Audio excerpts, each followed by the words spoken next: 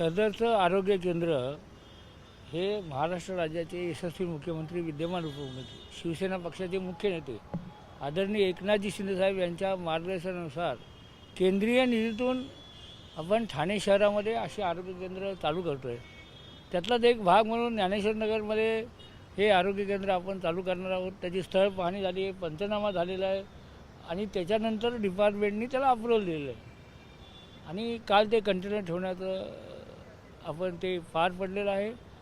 काही गैरसमजुतीमुळे किंवा कोणी काय चुकीचं मार्गदर्शन केल्यामुळे नागरिकांमध्ये संभ्रम होता, परंतु तोही आता दूर झालेला आहे आणि काही दिवसातच आपण पाहाल की तिथे ज्ञानेश्वर नगरमधील हजारो लोकांना आरोग्यसेवा देण्याचं काम तिथे सुरू होईल आणि बाकीच्यांना प्रत्येकाला लोकशाहीमध्ये अधिकार असतो, त्यांनी त्यांची भूमिका तिथे मांडलेली आहे. परंतु ते सदरची सार्वत्रिक निवडणूक होण्याच्या अगोदर प्रशासकीय राजवटीमध्ये ही निधी आलेली आहे आणि हा स्पॉट फायनल झालेला आहे. त्याच्यामुळे आता राजकारण न करता त्यांनीसुद्धा अशा याच्यामध्ये सहभागी होऊन लोकांना आरोग्यसेवा कशी मिळेल याच्याकडे आपण लक्ष दिलं पाहिजे. नाना पार्क त्या ठिकाणी होतं, नियोजित होतं, त्याचं काय करणार? किंवा त्यांनी असा आरोप केला आहे की त्या आरोग्य केंद्रामध्ये जाण्यासाठी रस्ताच नाही आहे, शौचालयामधून ते जावं लागतं, अडचणीचं आहे. बाजूला आरोग्य केंद्राच्या बाजूला एक मोठा नाला आहे आणि अस्वच्छतेच्या ठिकाणी आणि ज्या ठिकाणी पोचताच येणार नाही त्या ठिकाणी आरोग्य केंद्र कशाला?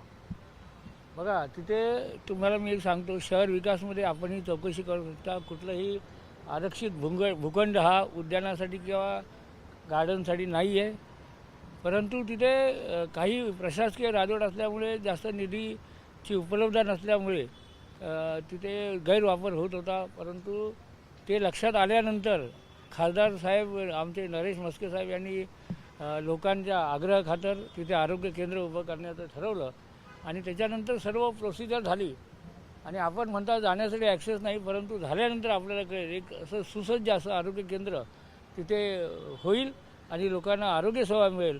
रस्त्यावरूनच एक चांगला ॲक्सेस तिथे जाण्यासाठी आहे.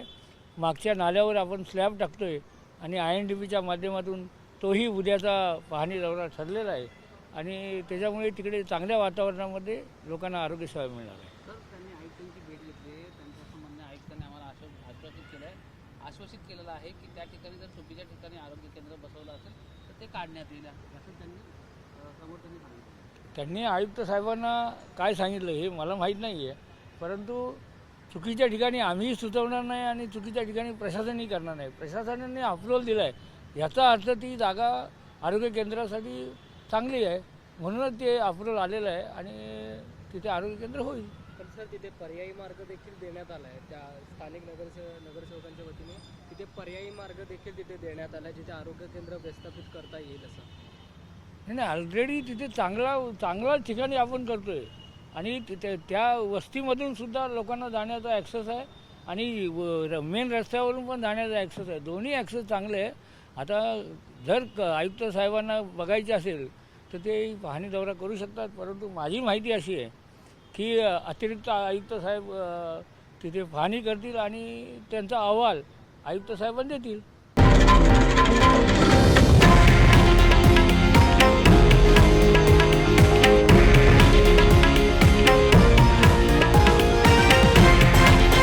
हे आहे देशातील नंबर 1 न्यूज नेटवर्क आणि आपण पाहत आहात TV9 मराठी, एकमेव.